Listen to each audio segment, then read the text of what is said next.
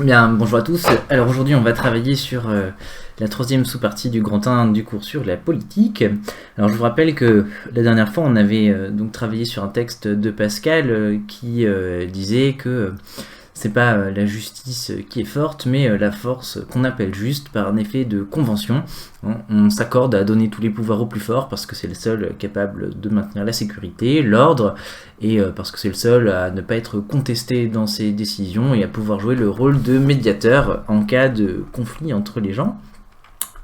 Et on s'était posé la question à la fin de se dire, mais au fond, cette justice de convention, si c'est vraiment juste voilà, un effet de la force du tyran, elle provoquera sans cesse en nous le sentiment d'injustice, et au fond ça fonctionnera pas, on n'obéira pas.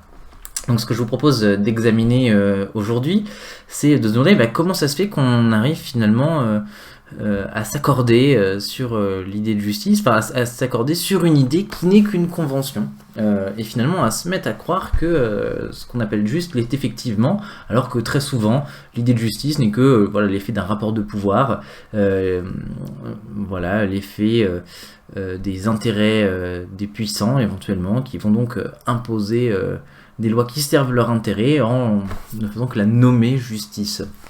Alors pourquoi on se met à y croire, et c'est ça qu'on va travailler maintenant. Alors, on va voir deux idées. D'abord, une première idée qu'on va étudier à l'aide d'un texte de Platon et qui est propre plutôt au régime démocratique, c'est évidemment que le discours et le discours public, la délibération publique, voilà, semble être l'occasion de définir en commun ce que c'est que la justice. Et ce que veut dire Platon, c'est que bien souvent, en fait, précisément, c'est encore le plus fort qui commande, y compris en démocratie. En tout cas, c'est celui qui manie le mieux le langage, et la justice n'a de juste que le nom. En réalité, elle ne fait que représenter les intérêts de ceux qui se débrouillent le mieux avec les institutions démocratiques. Deuxième idée, un mécanisme un petit peu différent, qui ne concerne pas forcément la nature du régime politique qu'on envisage, mais qui est voilà, le fait de confondre l'obéissance à la loi avec le comportement juste. Et donc là, on travaillera sur un petit film, si vous le voulez bien. Alors, on va attaquer la première idée, et donc je vais lire le texte de gauche, là. Donc un texte de Platon, extrait de la République. Alors, la République, c'est la grande œuvre maîtresse de Platon, et c'est un petit passage de République 6. Voilà, donc parce qu'il y a 10 livres dans la République, 10 grands chapitres, si vous voulez. Donc voilà, c'est un passage assez célèbre. Alors, tous ces particuliers mercenaires, que le peuple appelle sophistes, et regarde comme des rivaux, n'enseignent pas d'autre doctrine que celle que le peuple lui-même professe dans ses assemblées, et c'est là ce qu'ils appellent sagesse. On dirait un homme qui, après avoir observé les mouvements instinctifs et les appétits d'un animal grand et robuste, par où il faut l'approcher, et par où le toucher, quand et pourquoi il s'irrite ou s'apaise, quel cri il a coutume de pousser en chaque occasion, et quel ton de voix l'adoucit ou l'effarouche, après avoir appris tout cela par une longue expérience, l'appellerait sagesse, et l'ayant systématisé en une sorte d'art, se mettrait à l'enseigner, bien qu'il ne sache vraiment ce qui, de ses habitudes et de ses appétits, est beau ou laid, bon ou mauvais, juste ou injuste, se conformant dans l'emploi de ces termes aux instincts du grand animal, appelant bon ce qui le réjouit, et mauvais ce qui l'importune, sans pouvoir légitimer autrement ses qualifications. Il va jusqu'à appeler juste et belle des choses qui sont nécessaires, n'ayant jamais pris en considération la différence fondamentale qui sépare la nature de ce qui est bon et celle de ce qui est nécessaire, pas plus qu'il n'est en mesure de la faire voir à quelqu'un d'autre. Au nom de Zeus, pareil énergumène ne te semblerait-il pas un éducateur bien étrange? Alors, comme d'habitude, je vous laisse un petit peu de temps pour trouver la thèse et le plan, donc n'hésitez pas à mettre la vidéo sur pause et à faire ce petit exercice vous-même, ça permet de continuer à entraîner sa faculté d'analyse.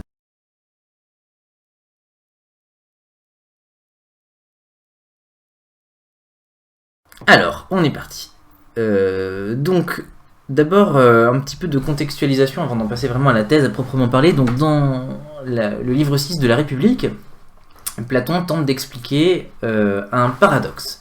Il tente de rendre raison d'un paradoxe. Comment se fait-il que tout le monde méprise les philosophes, alors que le philosophe est le seul à avoir une idée à peu près claire de la véritable justice et du bien de la cité?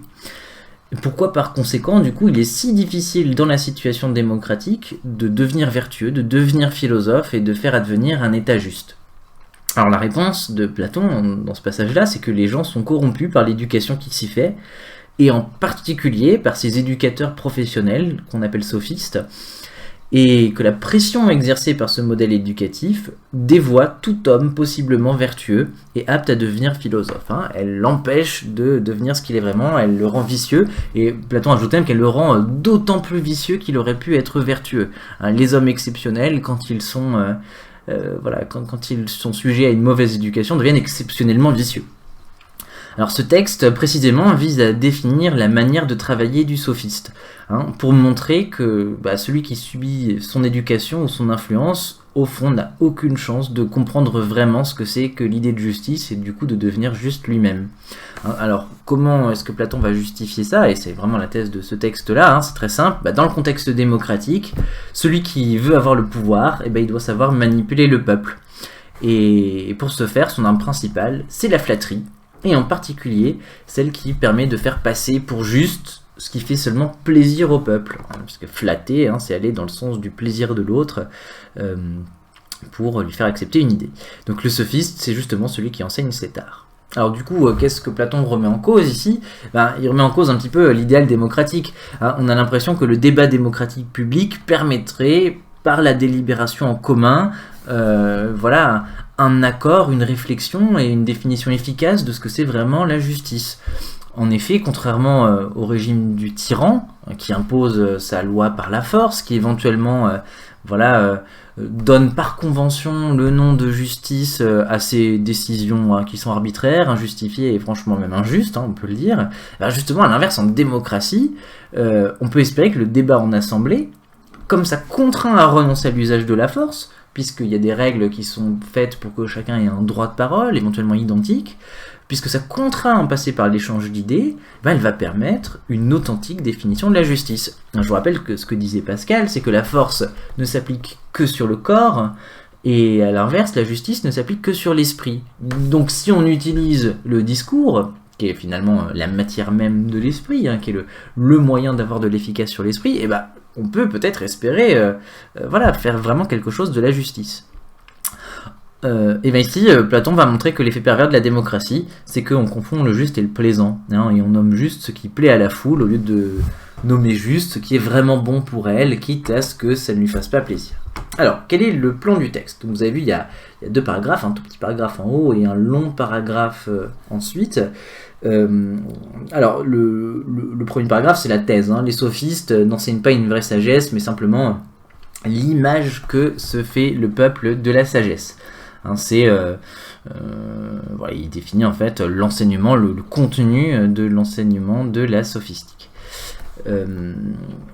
Alors, on verra que c'est un petit peu plus compliqué que ça, mais en gros, c'est ça. Deuxième paragraphe, qui est une longue comparaison entre le travail du sophiste et le travail du dompteur, qui dit le sophiste est au peuple ce que le dompteur est à un gros animal, du coup il explique que pour réussir à exercer son métier, il s'y prend comme un dompteur. Alors d'abord il y a une première partie d'observation où il va s'instruire des mouvements de l'animal, de la nature de l'animal, de son comportement.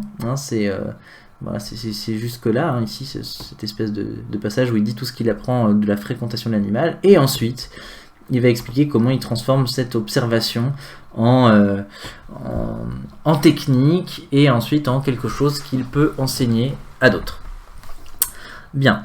Allez, on est parti pour le commentaire de détail. Alors, tout d'abord, les sophistes, dit Platon, ils n'enseignent pas une vraie sagesse, ils n'enseignent pas une vraie sagesse, mais simplement, ils enseignent finalement l'image que le peuple se fait de la sagesse.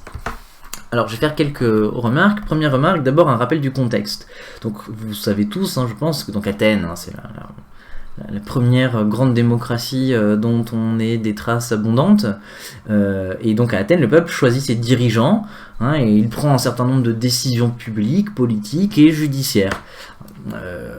Ce qui veut dire que du coup, dans ce régime-là, commander, ça veut dire exercer une magistrature. Alors il y a un paquet de magistratures à Athènes, dont le stratège, qui est un des postes les plus importants. et donc commander, ça signifie exercer cette magistrature. Il y a plusieurs assemblées où la parole commande, donc vous vous souvenez peut-être de l'Ecclésia, de la Boulée, tout ça, où les lois athéniennes sont décidées, et puis même plein de décisions du quotidien en fait, puisque à Athènes, il n'y a pas comme aujourd'hui des mairies, des administrations, des préfectures, des espèces d'institutions qui gèrent les papiers, les décisions courantes. Vous n'avez pas, vous, tous les matins, à vous demander comment est-ce qu'on organise la collecte des déchets, quelle est la partie du trottoir de Manos qu'on va réparer ou pas.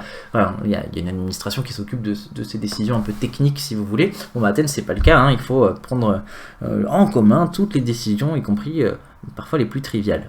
Donc il y a encore une assemblée judiciaire, c'est le peuple qui est juge dans les procès, l'aéropage dans un de ces exemples de tribunaux, c'était bien l'aréopage et pas l'aéropage, ça vient de Arès en fait, Arès le dieu de la guerre, parce que il était sur la colline d'Arès à Athènes, c'est pour ça que ça s'écrit comme ça. Ou encore il y a d'autres moments où encore on fait des discours, c'est les généraux devant ses troupes, faut savoir que Athènes part en guerre tous les ans, en gros, il y a la saison de la guerre et la saison de la paix, c'est un truc un peu cyclique à l'époque, et aussi des discours funéraires, on fait l'éloge des morts pour la patrie régulièrement, puisque du coup il y a des guerres régulières dans lesquelles on rappelle un peu les grandes valeurs de la cité athénienne. Donc on voit ici que en démocratie, c'est bien par la parole qu'on prend le pouvoir, autant pour exercer une magistrature que pour avoir de l'influence dans une assemblée, et du coup orienter un peu la politique là où on espère qu'elle soit. Et donc il faut s'imaginer ce que c'est qu'être orateur à l'époque, puisque par exemple l'Ecclésia, qui est la grande assemblée du peuple, qui comportait en moyenne entre 5000 et 6000 citoyens, il fallait s'adresser du coup à 5 ou 6000 citoyens sans micro, et dans un jeu où il n'y a pas de questions-réponses, puisque chacun faisait un discours à son tour, et ensuite les citoyens devaient voter en silence, sans avoir à en rediscuter derrière et tout de suite. Donc pour commander, il fallait maîtriser, fallait faire des beaux discours, des discours performants, persuasifs, mais aussi puissants, bien joués. Et donc les sophistes sont ces intellectuels qui vont enseigner l'art du discours et l'art de convaincre les foules. Alors, je vais, deuxième remarque, du coup, faire un peu un portrait rapide du sophiste. Alors, dans ce texte-là, Platon dit que ce sont des particuliers mercenaires. Donc un mercenaire, vous savez sans doute, c'est un soldat un peu apatride, un soldat qui ne défend pas son pays parce qu'il est convaincu d'une espèce de devoir envers sa patrie, mais tout simplement pour l'argent. Ça vient de merx, ça veut dire le marchand en latin, ça donnait merci d'ailleurs en français, merci, c'est ce qu'on disait à la fin d'une transaction commerciale, pour dire qu'elle a été faite correctement, poliment, etc. Donc au fond c'est des soldats qui bossent pour l'argent et pas pour une idéologie. Alors, du coup, quelques caractéristiques particulières des sophistes à l'époque. D'abord, ce qu'ils cherchent, on en avait déjà parlé cette année, mais je fais juste un rappel, ce qu'ils cherchent, c'est le succès, c'est le gain dans les débats, dans les discussions. Ils veulent avoir le dernier mot, et ils se fichent éperdument de la vérité. Ce qui importe, c'est de gagner, c'est d'avoir toujours raison, et non pas d'apprendre à connaître. Ce qui va distinguer le philosophe du sophiste, c'est cet objectif.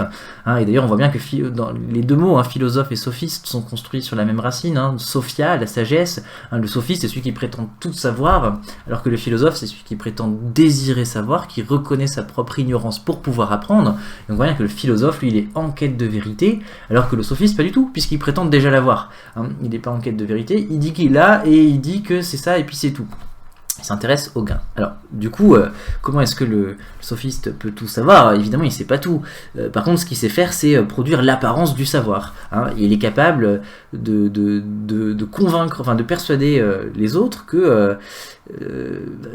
qu'il sait ce dont il parle, qu'il a des connaissances à propos de l'objet en question, tout simplement parce qu'il a soit des stratégies argumentatives, les sophismes, on en avait déjà parlé, soit qu'il est capable de donner une image vraisemblable de ce qu'il passe, et soit encore plus pervers, comme on le verra tout à l'heure dans le texte, il est capable de flatter suffisamment l'auditoire pour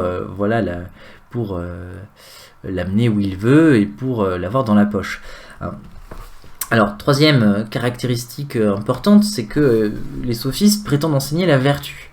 On avait déjà vu le mot vertu dans le texte de Machiavel, qui vient de vir, qui veut dire l'homme, qui a donné viril, mais qui veut dire le courage, surtout. Donc vertu, en grec, c'est arete, ça veut dire l'excellence propre. Ici, il ne s'agit vraiment pas de la bonté de cœur, de la gentillesse, c'est pas ça la vertu. C'est plutôt l'art de diriger la cité et l'art de diriger sa maison. C'est l'art, en l'occurrence, d'exercer le pouvoir et partant de le prendre aussi. Ce que le sophiste enseigne quand il dit qu'il enseigne la vertu, c'est à faire des bons citoyens, c'est-à-dire c'est à faire des commandants, quoi, et des commandants qui du coup savent utiliser les outils du pouvoir. Et donc on peut dire que comme c'est un peu des mercenaires, ils cherchent pas le meilleur élève ou l'élève dont ils sentent qu'il sera le plus gentil, le plus vertueux, etc. Ils cherchent simplement le plus offrant, ils croient en rien. Ils pensent pas qu'il y en a un qui est meilleur que l'autre. Ce dont ils sont certains, par contre, c'est qu'il y a des élèves qui sont plus riches que d'autres et que ceux-là, ils vont pouvoir les former à prendre le pouvoir et à le garder. Et donc bien sûr c'est le dernier trait très important, c'est la monétisation de l'enseignement. Les sophistes certains sophistes étaient extrêmement riches, ils faisaient payer extrêmement cher leurs cours pour voilà ce qui les distingue des philosophes qui en général vivent dans l'Antiquité plutôt dans la pauvreté, ce qui est en particulier le cas de Socrate qui revendique sa propre pauvreté. Donc voilà, les sophistes, si je résume, c'est un peu des experts en communication qui vont enseigner à ceux qui veulent prendre le pouvoir l'art de bien communiquer, l'art de diriger les foules, l'art de la démagogie. La démagogie, c'est précisément l'art de conduire la foule. Démos, c'est le peuple, et agogé, c'est le fait de conduire, le fait éventuellement d'éduquer, ça peut avoir un sens positif, donc ils vont enseigner ça. Alors, troisième remarque. Donc on a dit, Athènes, c'est le pays du discours, c'est le pays où c'est le discours qui a le pouvoir, et du coup les sophistes essayent de rentrer dans cette brèche-là et de s'imposer dans ce jeu où le discours est puissant. Troisième remarque, quel est du coup l'objet de leur enseignement, qu'est-ce qu'ils professent eux-mêmes? Alors le texte le dit, c'est particulier que le peuple appelle sophistes et regarde comme ses rivaux, n'enseigne pas d'autre doctrine que celle que le peuple lui-même professe dans ses assemblées, et c'est ça qu'ils appellent sagesse. Alors qu'est-ce que c'est que cette sagesse? Alors ici, je vais me permettre pour une fois de faire une interprétation un petit peu ouverte du texte. Je pense que là, il y a une vraie difficulté d'interprétation sur quel est le contenu de cette sagesse que le sophiste enseigne, et je pense que c'est assez difficile de trancher et d'avoir le dernier mot là-dessus. Ça ne changera pas grand-chose à la compréhension générale du texte, qu'on résumera à la fin, mais voilà, l'essentiel de ce texte-là, c'est que la justice, ça dépend de la croyance, et que finalement, si on s'est suffisamment bien persuadé, on arrivera à imposer ses intérêts en les faisant passer pour de la justice, et que l'art du discours est particulièrement efficace s'il est bien maîtrisé pour ça. Donc voilà, ça c'est vraiment ce qu'il faut retenir, c'est l'essentiel, c'est ça. Alors non, je vais aller un petit peu plus loin dans l'analyse et commenter vraiment ce texte en détail. Alors, ici, donc sagesse, ici, ce qu'ils appellent sagesse, en grec, ça traduit sophia, qui donne sophiste et philosophe, c'est toujours la même chose, et qui est apparemment ce que les sophistes prétendent posséder. Ils sont experts en sagesse apparemment, c'est ce qu'ils revendiquent. Alors qu'est-ce que ça désigne? Alors première hypothèse, on pourrait dire que la sagesse désigne les doctrines que le peuple professe dans ses assemblées.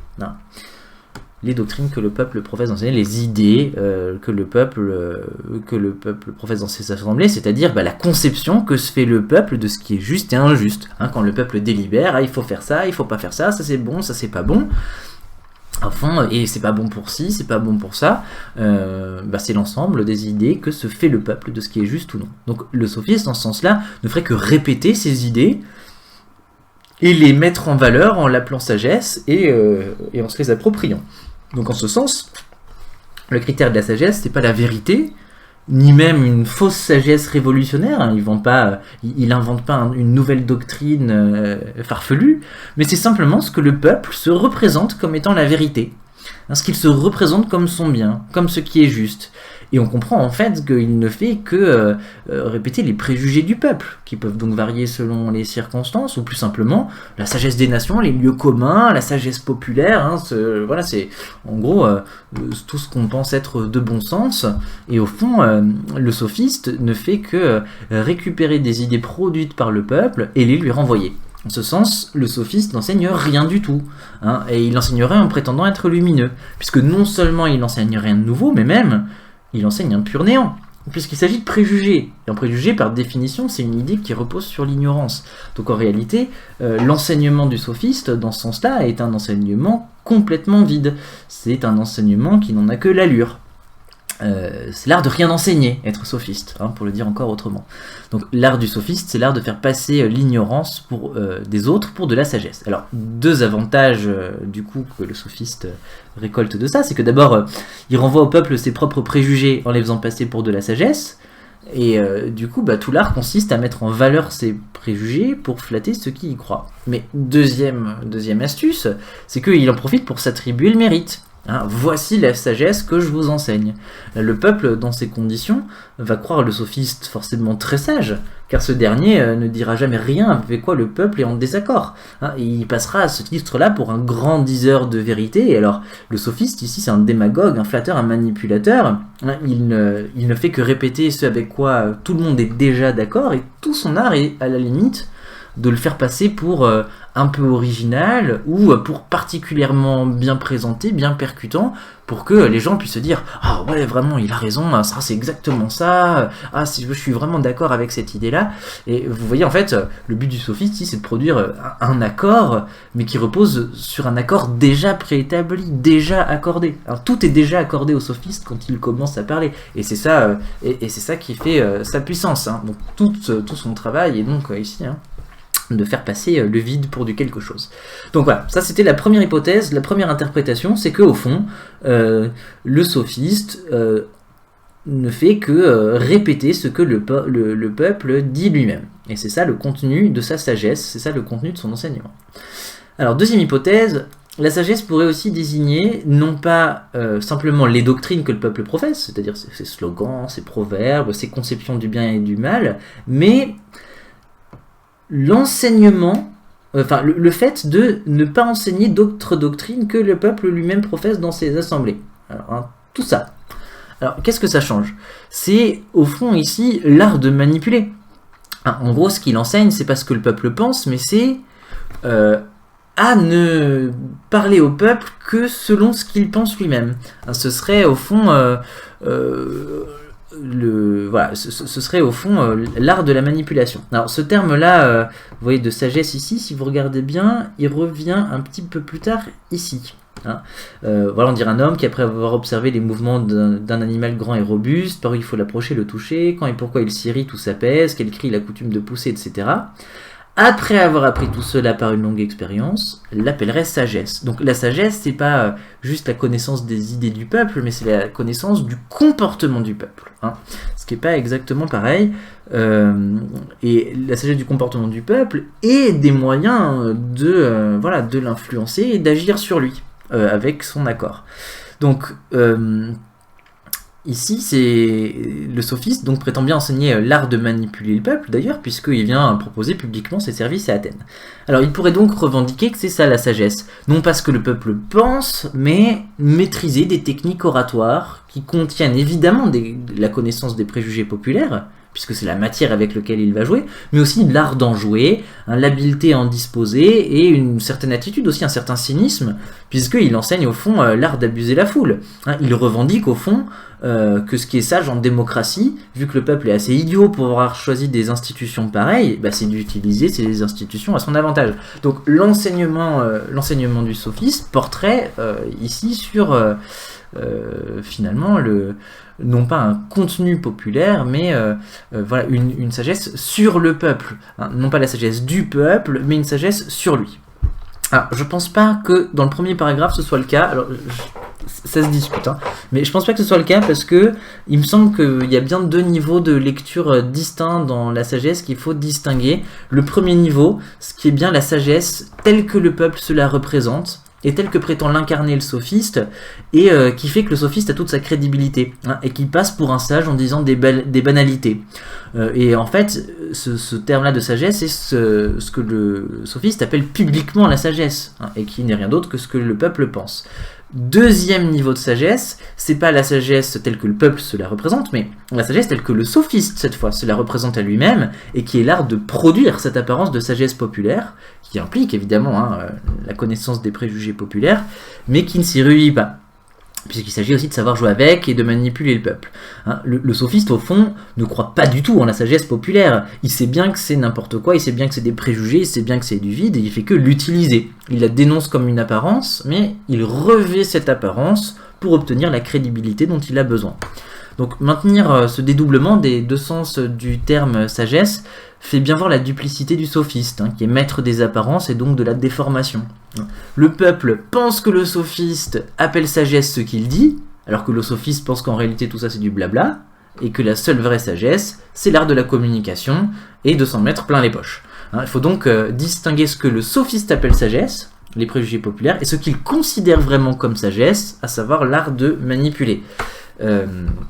Alors, on verra que voilà, la critique de Socrate porte au fond sur ces deux contrefaçons de la sagesse, qui ont cependant en commun le fait qu'on appelle sagesse le discours qui permet d'arriver à ses fins, puisque le peuple, la conception de la sagesse populaire permet au peuple finalement d'arriver là où il veut, puisque ça sert à convaincre les autres d'adopter de la politique qu'on espère, et de l'autre, le sophiste appelle sagesse ce qui lui permet d'escroquer le peuple et de s'en mettre plein les poches. Donc dans les deux cas, les sagesses sur le plan de la volonté se valent. Alors elles n'ont pas le même contenu, il y en a une qui est faite de proverbes et l'autre qui est faite de techniques de manipulation, mais sur le plan du fond, les deux servent à arriver là où on veut. Voilà pour ce premier petit débat d'interprétation, hein, sur le contenu ici du terme sagesse, sur quoi elle repose. Alors, troisième remarque ou quatrième peut-être même, quatrième remarque, excusez-moi, j'ai mal compté. Quatrième remarque sur ce premier paragraphe encore. Ici, il est écrit, et il y a encore une autre difficulté ici, qui me semble difficile à trancher. Tous ces particuliers mercenaires que le peuple appelle sophistes et regarde comme des rivaux.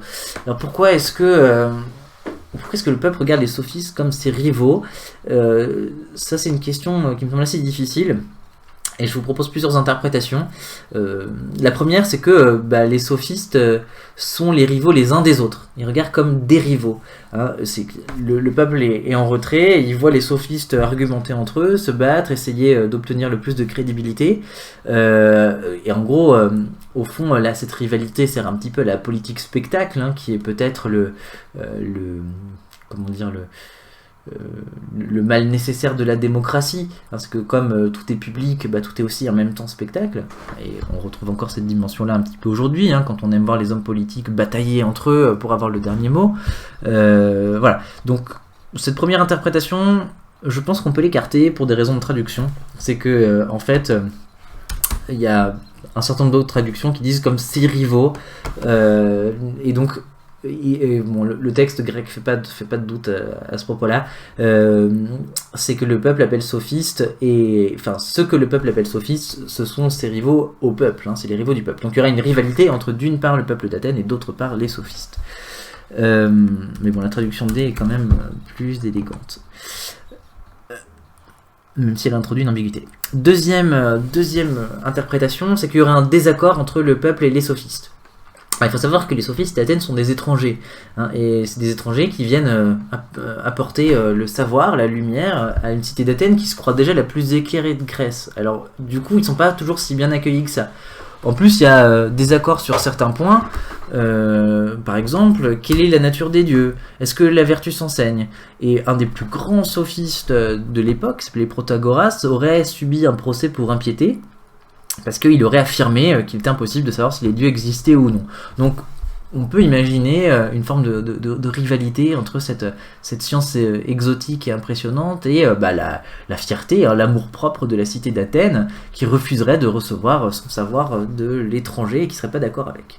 Alors troisième Troisième interprétation, qui me semble plus pertinente ici, ce serait qu'il y aurait rivalité dans le sens où l'Assemblée d'Athènes et ses orateurs se sentiraient menacés par l'arrivée des sophistes sur le plan de l'éducation.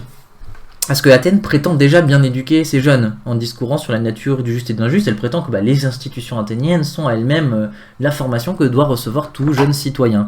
Ils se sentent en danger du coup à cause de l'influence croissante des sophistes qui proposent une nouvelle pédagogie et qui forment des jeunes justement à aller dans les failles du système. Et donc les sophistes proposeraient un art concurrent du leur, à savoir la maîtrise de la parole, qui s'opposerait à l'idéal démocratique de la paideia, donc l'éducation telle qu'elle est faite traditionnellement à Athènes et qui n'inclut pas la sophistique.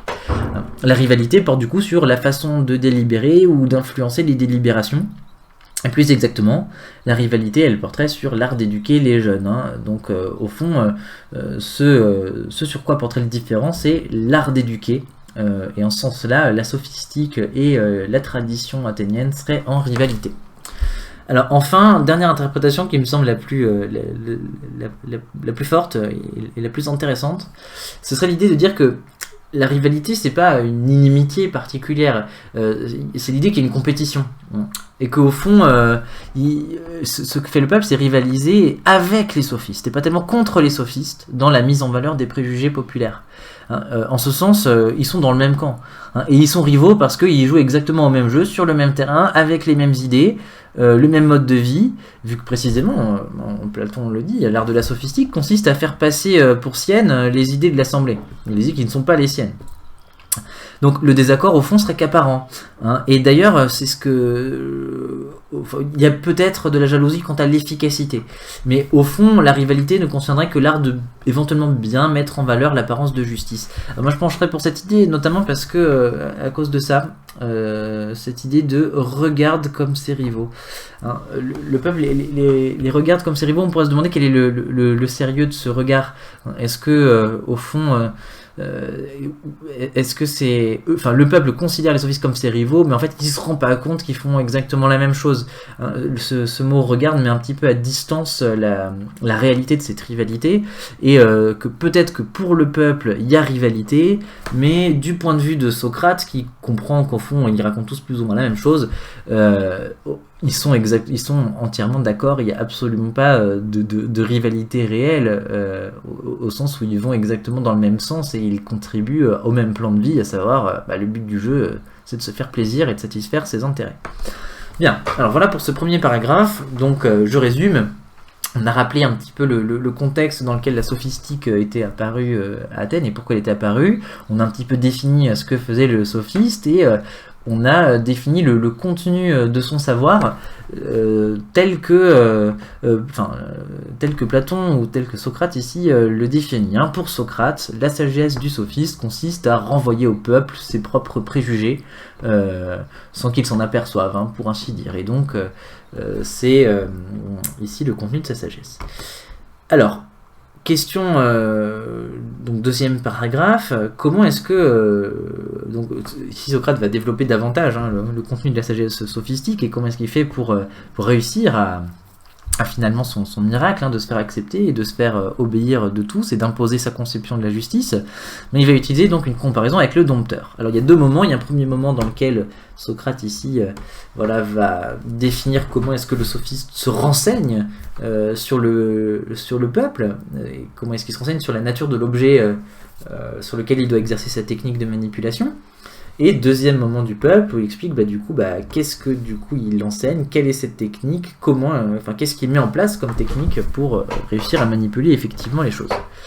Alors, d'abord on va analyser un petit peu cette métaphore du dompteur. Alors, première remarque, c'est que le sophiste doit comprendre comment apprivoiser la bête. Alors, il faut dire que le peuple est effectivement une bête. Alors, comment est-ce qu'on peut le voir dans le texte? Donc il dit que c'est un animal grand et robuste. Donc pourquoi est-ce qu'il est fort, grand, robuste? C'est parce qu'il s'agit de la masse, de la foule, qui est toute puissante dans la cité. On rappelle que démocratie ça veut pas dire le pouvoir du peuple, hein, ça veut dire la force du peuple. Hein. Kratos, c'est plus la force que le pouvoir, au sens où on aurait une institution qui légitimerait un ensemble de prérogatives juridiques, légales. Voilà. Hein, Kratos, c'est vraiment l'idée qu'il y a un rapport de force et que c'est la foule qui, par son nombre, a réussi à gagner ce rapport de force. Hein. Donc, elle est forte, hein, elle est capable de condamner, de mettre à mort, et c'est exactement ce qui se passe dans les institutions athéniennes. Elle est aussi capable de mettre la pression, hein, et dans les assemblées, quand tout le monde est contre vous, même s'il n'y a pas menace de mort, on a l'intimidation, hein, le sentiment de honte de ne pas avoir les mêmes idées que les autres, et ça lui donne une grande puissance. Alors, elle n'est pas seulement forte, elle est aussi un peu idiote. Hein. Pourquoi ? Elle est prévisible, elle est manipulable, et c'est là-dessus que va jouer le sophiste. Elle est dressable. Et pourquoi est-ce qu'elle est dressable ? Être dressable, ça veut dire être capable, ça veut dire qu'on peut être conditionné à faire telle ou telle chose, finalement, contre ce qu'on aurait fait spontanément, et on le fait de nous-mêmes. Hein. Être dressé, c'est être capable de faire de soi-même quelque chose qu'on nous impose. Et pourquoi est-ce qu'elle est dressable ? Précisément parce qu'elle n'est pas éduquée, elle fait que suivre ses désirs. Hein. En n'utilisant pas sa pensée, elle confond le plaisir et le bien. Et enfin, elle est bestiale, ce qui est peut-être un peu une synthèse de cette force et de cette idée aussi, c'est que donc elle est dirigée par l'instinct et l'appétit, qui sont au fond des forces aveugles. Hein, et c'est ce qui se passe, on le voit dans les mouvements de foule. Hein, dans les mouvements de foule, on est hors de soi, on pense plus, hein, on est en proie à la peur, à l'enthousiasme, à la folie, au délire collectif. Et ça, c'est d'autant plus dangereux que dans la foule, on est à la fois tout le monde et personne. Hein, on a cette espèce de sentiment de fusionner avec un grand tout et en même temps, du coup, de perdre son individualité. Il y a une espèce d'anonymat déresponsabilisant dans la foule, hein, qui inhibe la pensée du sujet, la pensée en sujet, et qui nous rabaisse peut-être au rang de fourmi, quoi, au rang d'animal. Donc en fusionnant avec cette grande individualité qu'est la foule, on perd en un sens tout recul, tout esprit critique, et c'est ce qui donne lieu aux enthousiasmes les plus sanglants. Voilà pour l'analyse du peuple comme bête. Alors, si le peuple est une bête, ça veut dire que la façon de l'apprivoiser, c'est le dressage. Alors, ici, on a Platon qui définit le sophiste comme un dompteur. Alors, qu'est-ce que c'est un dressage ? On va le définir un petit peu. Il s'agit d'induire des comportements non libres chez quelqu'un en faisant miroiter la récompense ou la punition. On fera quelque chose non pas parce qu'on a compris pourquoi c'était bien ou pas bien, mais parce qu'on a peur du bâton ou qu'on espère le gain. Donc dans le dressage, il s'agit de conditionner la pensée à déconnecter l'acte de sa valeur pour lui en attribuer une autre. Par exemple, si vous dressez un chien, je sais pas moi, à ramener un objet, ramener un objet pour lui ça n'a aucune valeur, ça sert à rien, il n'a pas tellement de raison de le faire. Mais vous allez donner de la valeur à cet acte-là parce que vous allez le récompenser quand il l'aura fait et peut-être le punir quand il l'aura pas fait. Et du coup, il va par association d'idées assimiler la valeur de la récompense et de la punition à un acte qui était indifférent pour lui au début. Donc il s'agit de modifier la valeur d'un comportement à partir d'outils externes à ce comportement. Donc, c'est le contraire de ce que fait un éducateur. Alors, au contraire, l'éducateur, contrairement au dresseur, il enseigne l'esprit critique. Il fait comprendre à celui qui l'éduque pourquoi une chose est bonne ou mauvaise. L'idée, c'est pas de forcer contre le gré de la personne, mais de lui faire comprendre pourquoi une chose ou une autre est bonne pour lui. Et précisément, la punition et la récompense semblent justement un obstacle à l'éducation, puisque tant que l'accord avec l'interlocuteur n'est pas libre, au fond, la personne n'a pas été éduquée, elle n'a pas vraiment intériorisé la raison d'être du comportement qu'on lui demande d'avoir. Tant qu'il n'y a pas liberté, il n'y a pas vraiment éducation. Alors que le dressage, ça suppose de passer outre la liberté, c'est peut-être plus efficace, ça va peut-être plus vite, mais au fond, ça fait que on ne sait pas très bien pourquoi on fait une chose plutôt qu'une autre. Donc voilà pour le dompteur. Donc on comprend bien l'intérêt que le sophiste a à dompter, ça permet de doter la liberté de celui qui est dressé. Et en particulier de neutraliser son esprit critique. Alors, qu'est-ce qu'il cherche à apprendre par l'observation ? Comment est-ce qu'il va s'y prendre pour dompter la foule ? Alors, il va regarder un ensemble de choses, à savoir les mouvements instinctifs et les appétits d'un grand animal, enfin, de l'animal qu'est la foule, par où il faut l'approcher, le toucher, quand et pourquoi il s'irrite ou s'apaise, quel cri il a coutume de pousser en chaque occasion, quel ton de voix l'adoucit ou l'effarouche, et après avoir appris tout ça par une longue expérience, il apparaît sagesse. Alors, il y a un ensemble de choses à dire là-dessus. D'abord, on va d'abord commencer par traduire les métaphores. Donc les mouvements instinctifs et les appétits de la foule, qu'est-ce que c'est ? C'est ce qu'elle demande. Hein. C'est au fond, il n'a pas accès à son instinct ou à ses appétits, mais il a ce à quoi il a accès, c'est à ses réclamations. Hein. Il veut savoir que demande le peuple. Hein. C'est quand même la base pour pouvoir le satisfaire et se faire aimer de lui. Il faut comprendre ce qu'il réclame et ce qu'il réclame vraiment. Manière de l'approcher et de le toucher, évidemment, ici, c'est comment est-ce qu'on s'adresse au peuple. Hein, on peut penser que c'est l'art oratoire, quel discours il est capable d'entendre ou non, comment est-ce qu'il faut lui parler, est-ce qu'il faut le flatter, etc. Les circonstances et les humeurs, et ici, il me semble que, quand et pourquoi il s'irrite. Donc, ce que remarque le sophiste, à juste raison, c'est que parfois on a beau dire une chose vraie, ou dire une chose même plaisante, si le peuple n'est pas bien disposé à l'écouter, il n'écoutera rien. Et ça fonctionnera pas. Par exemple, on peut vous dire la chose la plus intéressante du monde à 11h45, et si vous avez faim, ça vous rentrera par une oreille et ça vous sortira par l'autre. Ce qui importe, c'est de penser aux conditions de réception du discours. Hein, ce qui est essentiel dans l'art du discours et dans l'art de la manipulation, sinon ça marche pas. Évidemment, la signification de ces cris, on voit bien, alors c'est intéressant, hein, pour le coup, l'idée du grand animal et de la foule fusionne, c'est que la foule hurle, hein, la foule ne parle pas, elle dialogue pas, elle gémit, elle fait du tapage, elle fait du brouhaha. Et du coup, au fond, on régresse à une forme de proto-langage qui serait finalement la pure expression de l'émotion, mais non articulée, non expliquée. Voilà.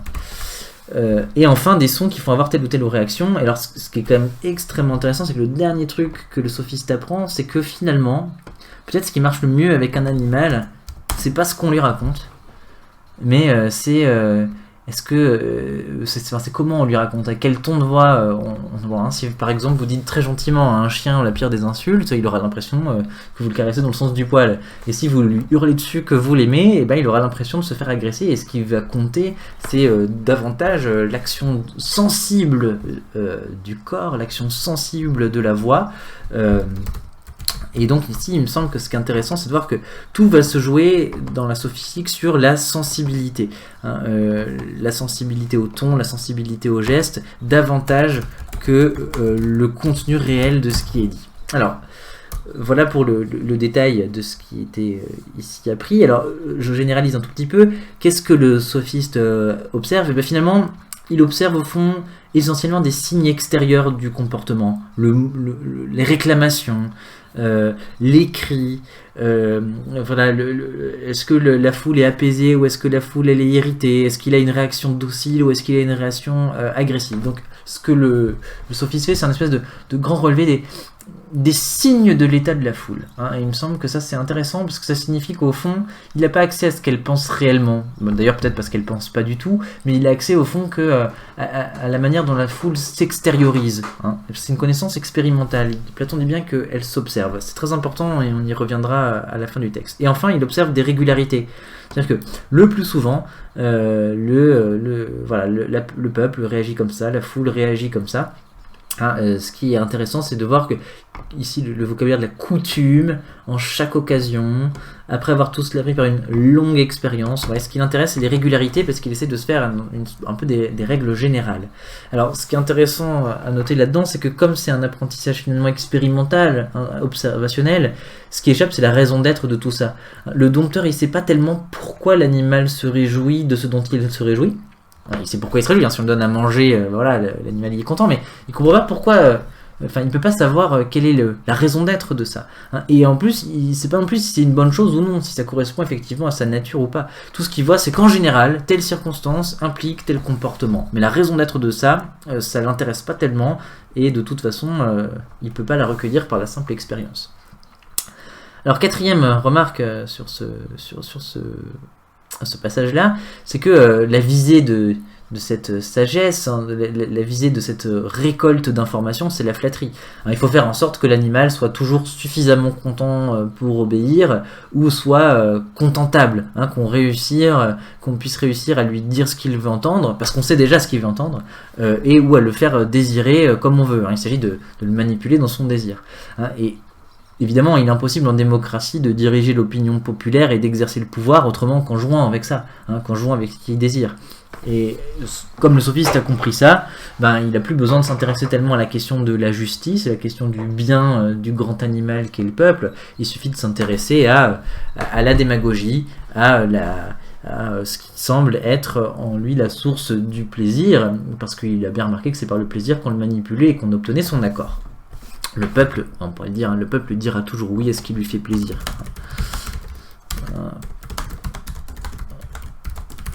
Je l'écris. Ok, alors, deuxième partie du coup de ce dressage. Qu'est-ce que du coup le sophiste fait de toute sa longue expérience qu'il appelle sagesse et qu'il systématise en une sorte d'art? Et pourquoi est-ce que Platon condamne ça? Alors vous allez voir que la critique platonicienne elle est assez subtile ici, puisqu'il ne s'agit pas seulement de dire que c'est immoral, que c'est pas bien de manipuler le peuple. Dans un sens, on verra même que finalement le sophiste n'est plus ou moins que l'émanation d'un désir populaire, et au final, s'il y a quelqu'un à qui s'en prendre, c'est plutôt au peuple qu'au sophiste. Alors, trois choses. D'abord, ce que dit Platon, c'est que les sophistes, ils enseignent pas une sagesse, comme il le prétend, une sophia, hein, il l'appellerait sagesse, mais ils enseignent plutôt une sorte d'art, hein, c'est-à-dire une technique. Ensuite, il va dire, c'est une technique, mais en fait, c'est plutôt une sorte de technique. C'est même pas vraiment une technique. Donc, il enseigne une contrefaçon de technique, elle-même contrefaçon d'une sagesse. Donc, voilà. Ici, au fond, ce que dit Platon, c'est qu'il y a un mensonge sur la marchandise. Et évidemment, il y a un double mensonge sur la marchandise. Et enfin, évidemment, c'est immoral de faire ça. Alors, première remarque. D'abord, la confusion sagesse-technique. Alors, la technique, c'est pas une sagesse. Pourquoi? La technique, au fond, ne fait que définir les moyens à utiliser ou à mettre ensemble, à articuler pour arriver à un but. Alors, je vais donner une définition un petit peu plus technique, hein, c'est l'ensemble des moyens pratiques, rationnellement organisés, pour produire avec nécessité une fin définie à l'avance. Alors, ce serait bien que vous reteniez la définition, mais au moins, si vous y arrivez, au moins l'idée principale, c'est que, voilà, contrairement à la science, où on a une sorte de forme de théorie, dans la technique, il y a l'idée de pratique. Non seulement, on va avoir en général la production d'un objet, ou au moins, à minima, l'action, et pas seulement la contemplation ou la compréhension. Donc il y a une action, et en plus il y a une action qui en général s'apprend par la répétition d'un mouvement, hein, par l'incorporation d'un certain nombre de mouvements, et pas seulement par la pure pensée. Donc voilà, contrairement à la science, il y a vraiment une vocation pratique, pragmatique, et une méthode pragmatique d'assimilation de la technique. Alors on peut le dire beaucoup plus simplement, la science c'est le savoir, la technique c'est le savoir-faire. Hein, mais ce qui suppose une certaine forme de familiarité avec le faire, avec lesquels le savant n'est pas à l'aise. Deuxièmement, ça se distingue aussi du bricolage. Alors le bricolage, ce qui lui manque, c'est pas la pratique, mais au contraire, c'est le côté théorique. La science n'est que théorique, le bricolage n'est que pragmatique. Ce qui manque au bricolage, c'est l'organisation rationnelle. C'est que dans la technique, on produit avec nécessité une fin définie à l'avance. Bon, dans le bricolage, on voit à peu près où on va et on prend un peu ce qu'on a sous la main pour y arriver plus ou moins. Et d'ailleurs, c'est pour ça que ça marche pas toujours hyper bien. Voilà, dans la technique, il y a l'idée que on va avoir une recette qui va fonctionner à tous les coups, et dès que je l'applique correctement, je suis sûr de mon résultat. Alors, si vous voyez bien que pour une baguette de pain, par exemple, le boulanger a une technique. Quand vous le faites un petit peu à l'arrache, comme ça, votre baguette de pain, elle sera peut-être réussie, mais elle sera peut-être aussi ratée, parce que vous n'aurez pas un protocole bien régulier, bien mis en place, dont vous êtes sûr de l'enchaînement, avec des temps de repos de la pâte, de pétrissage, etc., etc. Mais en même temps, vous n'êtes pas non plus dans une pure théorie, vous ne vous contentez pas de lire la recette. Le boulanger, à un moment, il se met au travail et il ne se contente pas de comprendre ce que c'est qu'une baguette ou d'inventer des nouvelles recettes sans les essayer. Donc voilà pour la définition de la technique. Alors à l'inverse, on pourrait dire que la sagesse, contrairement à la technique, et contrairement à ce que veut faire croire le sophiste, consiste à s'interroger sur la fin, sur le but, à poser la question du sens de la vie. Quand on parle d'un sage, c'est pas un mec qui sait faire des baguettes de pain. Le sage, c'est quelqu'un qui s'est demandé quelle vie vaut la peine d'être vécue. Qu'est-ce qui vaut le coup? Est-ce que oui ou non c'est légitime d'apprendre telle ou telle technique, d'utiliser telle ou telle technique, même si elle est efficace? La sagesse, elle a le bien pour objet, alors que la technique, elle a que l'efficacité ou la nécessité pour objet. Elle s'intéresse pas à pourquoi je fais ça, elle s'intéresse à comment est-ce qu'on le fait de la façon la plus efficace. Et du coup, vous voyez bien que le sophiste ici dit qu'il a une sagesse, mais en fait sa sagesse elle est entière, enfin c'est juste un savoir technique. Il s'intéresse pas du tout à est-ce que c'est bien de faire ce que je fais, il se demande juste qu'est-ce qui est le plus efficace pour manipuler le peuple. Et en ce sens-là, en se prétendant sage, il fait juste en sorte de justifier le cynisme comme posture de vie. Hein. Voilà. Alors deuxième arnaque du sophiste, est-ce que c'est même une technique? Parce qu'on l'a dit tout à l'heure, une technique, c'est un savoir-faire qui, en principe, permet d'arriver nécessairement à la fin qu'on s'est proposé, parce qu'on a rationnellement organisé notre protocole.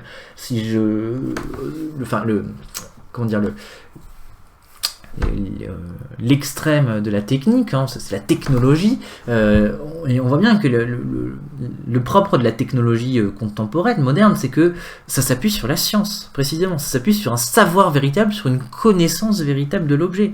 Le boulanger, pourquoi il fait des bonnes baguettes, ou le guitariste, pourquoi il fait des bonnes guitares?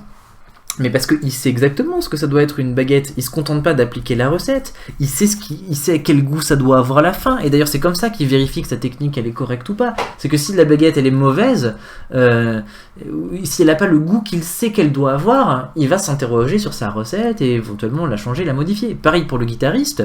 Il peut faire une très jolie guitare. Si elle sonne faux, ça fonctionne pas. Donc il est obligé de se renseigner auprès du guitariste pour savoir comment fabriquer une guitare s'il veut devenir luthier. Donc il faut avoir quand même une connaissance de la nature exacte de l'objet pour pouvoir en déduire la technique adaptée pour le produire. Or, il y a deux raisons ici pour lesquelles la manipulation sophistique ou la technique de communication, en fait, n'est pas une vraie technique. Parce que justement, c'est impossible d'avoir la connaissance de la nature de l'animal. Alors, d'abord, on l'a dit tout à l'heure, la manière de recueillir, la connaissance de l'animal, c'est pas du tout une analyse de sa nature, c'est simplement l'expérience. Et vous savez que l'expérience ne permet que de faire des grandes généralités, hein, et non pas de trouver des propositions universelles. Le sophiste peut-être a une très longue expérience de la fréquentation du peuple, mais il n'a pas une expérience totale de sa fréquentation. Il passe autre chose, il fait autre chose de sa vie aussi, et puis il faudrait qu'il voie une infinité de peuples pendant une infinité de temps pour vraiment avoir un art complet ou une connaissance complète de la nature populaire.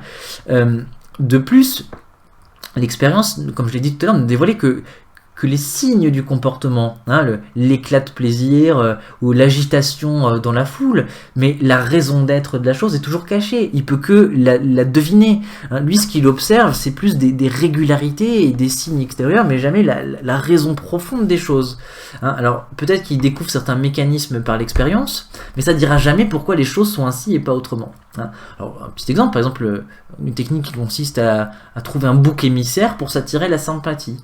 Alors effectivement, ça fonctionne, c'est un mécanisme de psychologie des foules qui marche.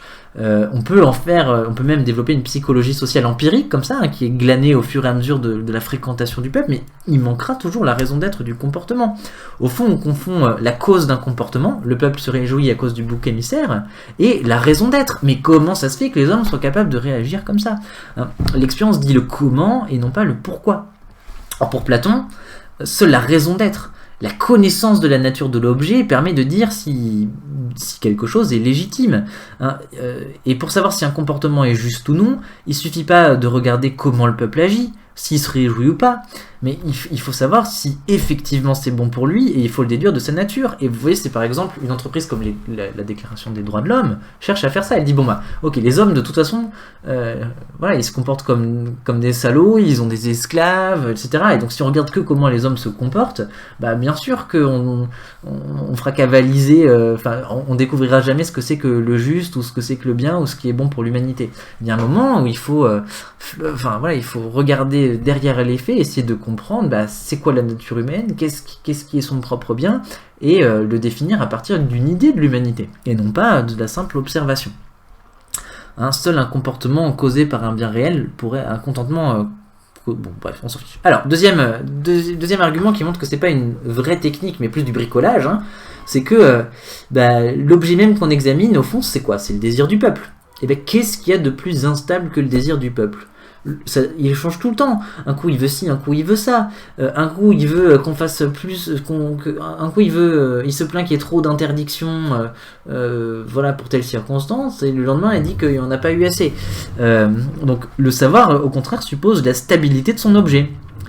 Le triangle peut être l'objet d'un savoir. Parce que sa nature, c'est d'avoir trois côtés, et ça changera jamais. On peut dire qu'on a vraiment un savoir de la nature du triangle, parce qu'on peut systématiquement, nécessairement, raccorder ses propriétés à sa nature.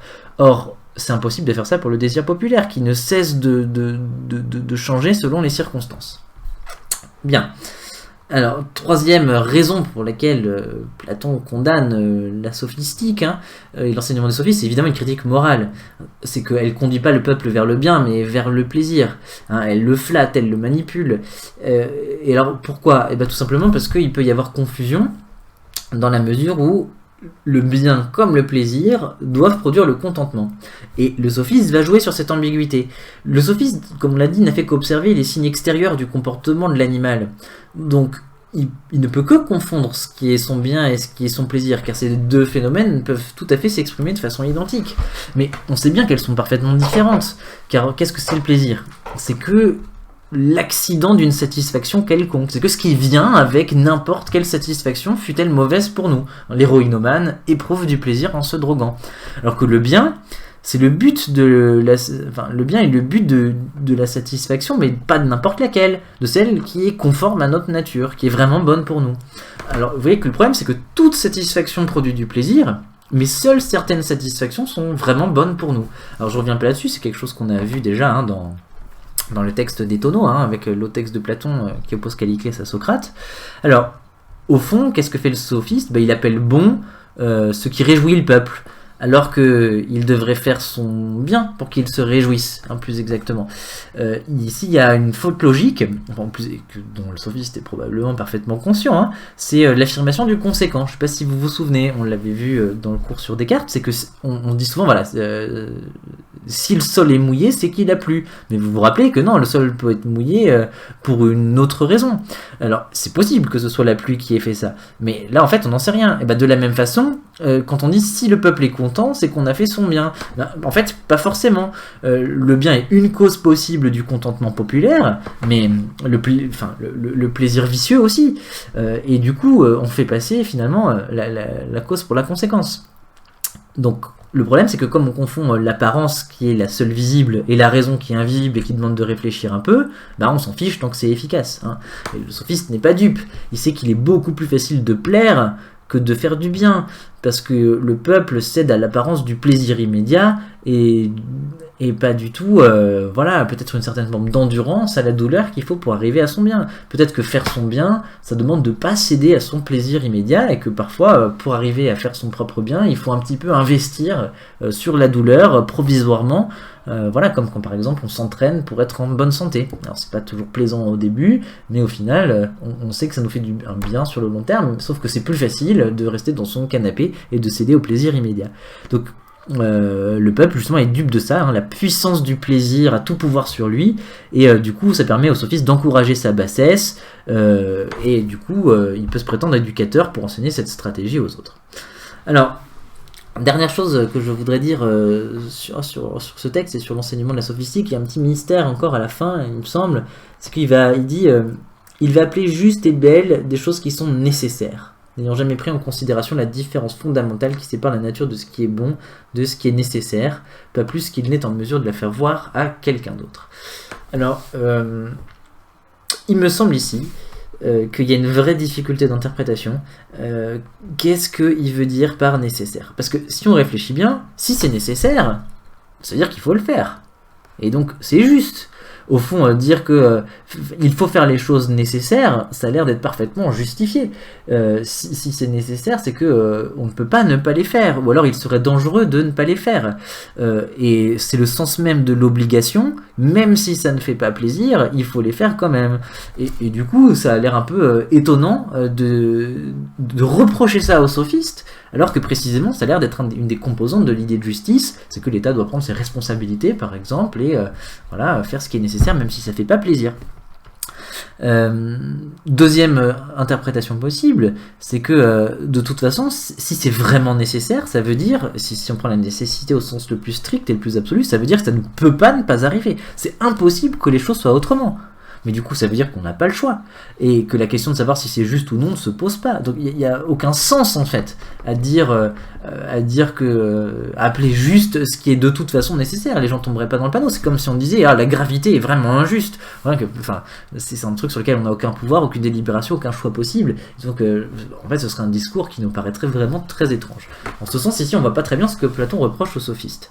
Alors pour le comprendre, il va falloir essayer de creuser un peu cette idée de nécessité et interpréter le sens que ça a. Parce que c'est évidemment pas celui d'une obligation morale, car précisément, si en droit il est nécessaire de soumettre à ses obligations, en fait, on peut toujours s'y dérober, et c'est ce qui fait le mérite de l'homme vertueux, ni celui d'une nécessité absolue, comme on l'a dit avant, puisqu'il n'y a aucun sens à délibérer dessus. Or, Socrate semble faire un reproche ici aux sophistes. Alors, première hypothèse que je vais avancer, c'est que la nécessité ici serait à comprendre du côté du peuple.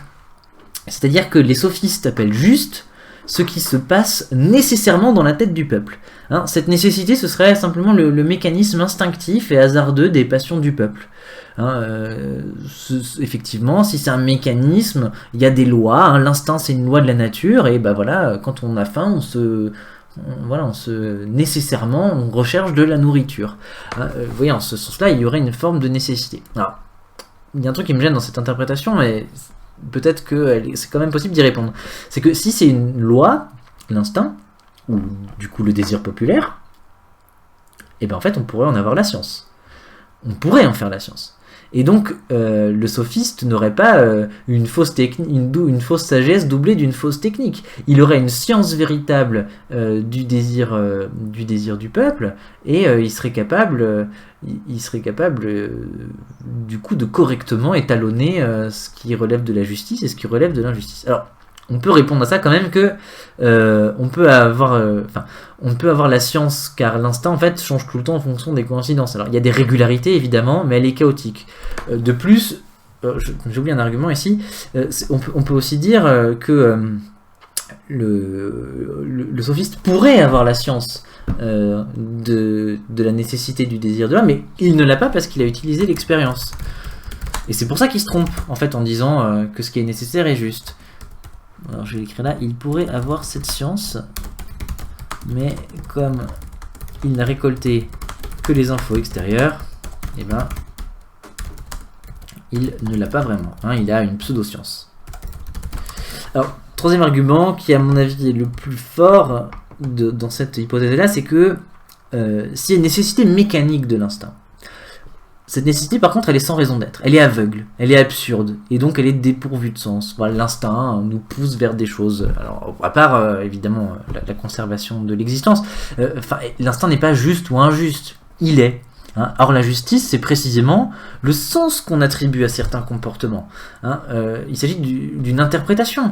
Et du coup, en disant ça, Platon essaierait de dénoncer la tentative des sophistes de faire passer le fait pour le droit. Vous avez toujours vu les choses ainsi, c'est parce que les choses sont ainsi depuis toujours, ont toujours été ainsi, et qu'on ne peut pas les voir autrement que c'est juste. Et vous voyez, c'est typiquement ça. Donc, comme c'est comme ça dans les faits, alors c'est que ça devait être le cas, alors que c'est normal que ce soit comme ça, alors ça aurait toujours dû être comme ça.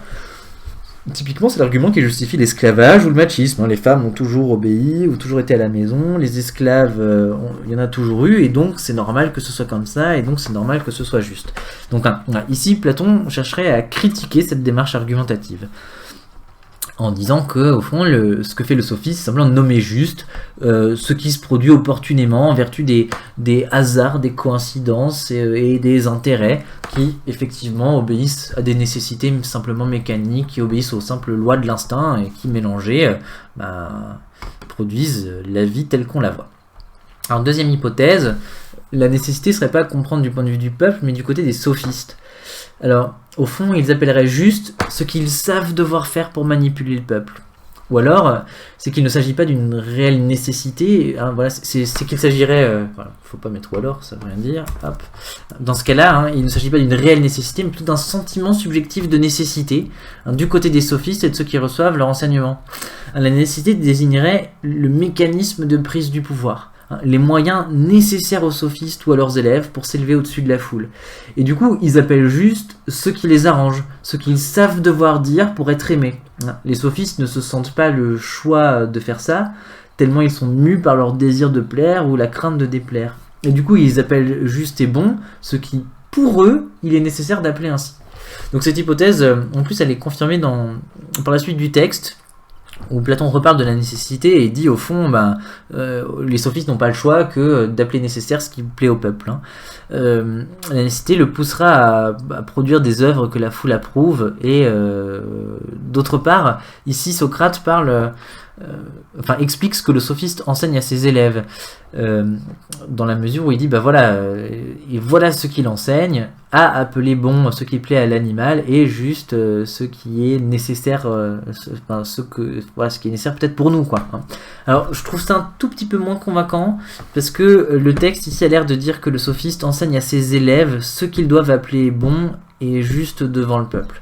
Du coup, moi j'ai une préférence ici pour la première hypothèse, même si ici je pense qu'on a un point de discussion qui est pas si facile que ça de trancher. Alors, je conclus sur ce texte. Donc il y a un renversement qui est extrêmement intéressant, c'est que le sophiste prétend manipuler la foule, mais on voit bien qu'au fond il lui est asservi, parce qu'au fond il ne peut que la flatter, il peut que aller dans son sens, il peut que servir son intérêt à l'occasion de l'intérêt de la foule. Et deuxièmement, on pourrait dire que le sophiste est immoral d'abuser de la foule, mais au fond, il est l'émanation même du peuple. C'est le peuple qui impose cette loi du plaisir, qui impose ces règles de discussion, ces règles de discours, et il a moins corrompu le peuple qu'il n'est né de ses excès et de sa modalité de décision politique. Et du coup, je pense qu'on peut répondre à notre question. Je vous rappelle que on s'est un petit peu éloigné dans le détail du commentaire, mais donc notre question c'est de quelle justice l'État est-il capable. On voit ici que c'est une parodie de justice, et que même en démocratie, où il semble être le régime le plus juste, qui garantit les droits des individus, la liberté, de l'égalité, etc., etc., mais même là, en réalité, la nature même de la décision publique fait que c'est très difficile de se contenter d'autre chose que d'une parodie de justice, qu'une justice de flatterie, que d'une justice de convention, et qui est peut-être d'autant plus dangereuse qu'on a oublié qu'elle était une convention, qu'on a oublié qu'au fond elle était simplement un moindre mal pour vivre ensemble, et qui n'est pas vraiment juste, mais qui n'est qu'un mot, qui n'est qu'une loi, qui n'est qu'une décision collective. Et donc ici, ce que semble dire Platon, c'est qu'en démocratie, c'est vraiment le lieu paradigmatique, le lieu exemplaire de cette tentative de faire passer une justice qui n'est qu'un accord entre les hommes, et qui finalement se rapporte à aucune valeur en soi, à aucun idéal de justice, de faire passer cette simple convention pour une valeur réelle. Ça aboutit à la flatterie, ça aboutit à la sophistique, et donc à l'injustice la plus crasse, l'injustice la plus idéologique. Donc voilà pour la réponse à ce sujet. Alors la deuxième idée, qui est beaucoup plus courte, je la ferai dans un épisode séparé bientôt, et vous verrez, il y aura un petit film, au moins un extrait de film à regarder, qui j'espère vous plaira. Voilà, je vous souhaite à tous une excellente journée.